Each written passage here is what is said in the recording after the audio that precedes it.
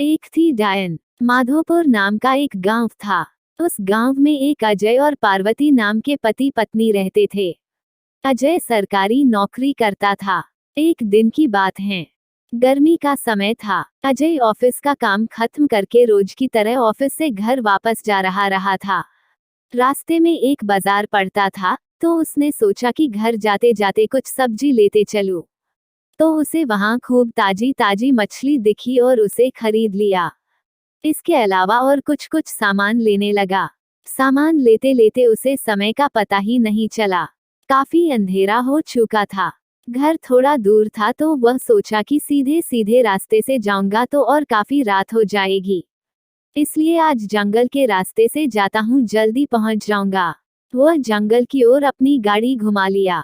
काफी अंधेरा हो चुका था और अजय तेज गति से गाड़ी चला रहा था।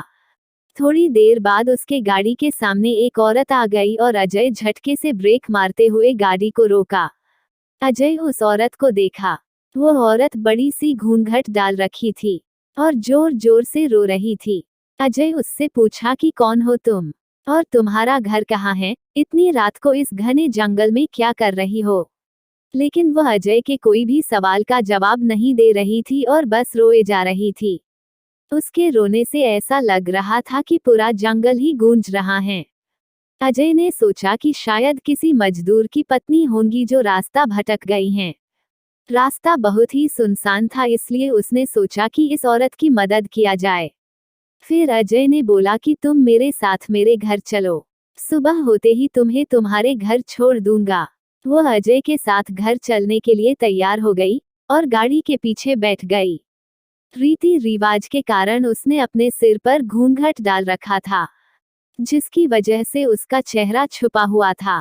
काफी रात हो गया था, तो घर पर अजय की पत्नी उसका इंतजार कर रही थी। जैसे ही घर के बाहर गाड़ी की आवाज सुनाई दिया, वैसे ही पार्वती दौड़कर बाहर आई। उसने अजय के साथ एक औरत को देखा, तो उसने अजय से पूछने लगी कि ये कौन जो तुम्हारे साथ आई हैं। अजय ने सारी कहानी पार्वती को बताया। पार्वती की तबीयत थोड़ी खराब थी, इसलिए वह खाना नहीं बना पाई थी। तो अजय ने बोला तुम आराम करो, आज का खाना यही बना देगी। लेकिन पार्वती को उस औरत पर शक हो गया था। उसे लगा कि ये कोई साधारण औरत तो लग नहीं रही है, शायद ये कोई चोरनी होगी जो चालाकी से घर का सामान चुराने आई हैं। पार्वती ने इसे अपना रसोई घर दिखाया और बोली मौसम बहुत खराब हो रहा है, तुम जल्दी से खाना बना लो। इतना बोल के पार्वती अपने कमरे में चली गई और वो औरत बिना कुछ बोले रसोई में चली गई। थोड़ी देर बाद रसोई में से बहुत ही अजीब अजीब आवाजें आने लगी।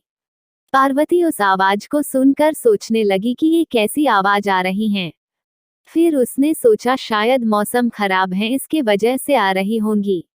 लेकिन उस औरत को लेकर उसका मन अभी भी शांत नहीं था। जब पार्वती 20 मिनट बाद दोबारा रसोई में गई, तो देखी कि वो औरत अभी चुपचाप बैठी ही थी।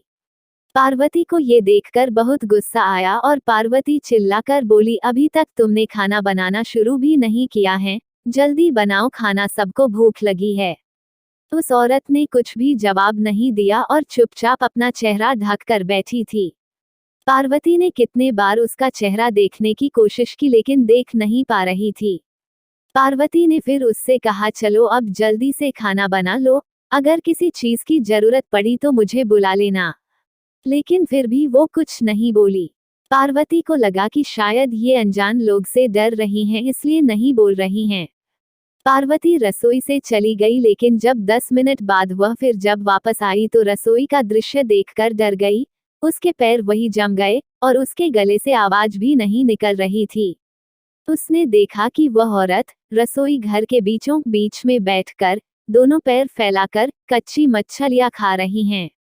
उसके सिर का घूंघट भी उतरा हुआ था। उसका चेहरा बेहद डरावना था।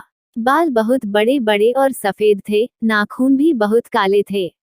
वो मछली खाने में इतनी व्यस्त थी कि वो पार्वती को देख ही नहीं रही थी। पार्वती उसे देखकर चिल्लाई नहीं कि और ज्यादा अपना खतरनाक रूप ना बना ले।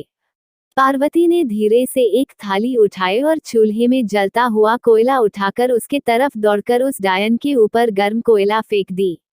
आग की जलन की वजह से वह जोर जोर से चिल्लाने लगी। उसकी आवाज इतनी तेज थी कि उसे सुनकर सारा गांव इकट्ठा हो गया। पार्वती ने उसे आग दिखा दिखाकर अपने घर से बाहर की। वो आग की डर से सीधा जंगल की ओर भाग गई, फिर वापस उस गांव में कभी नहीं आई। यदि ये कहानी आपको पसंद आई हो तो अपने दोस्तों और अन्य लोगों के साथ शेयर जरूर करिएगा।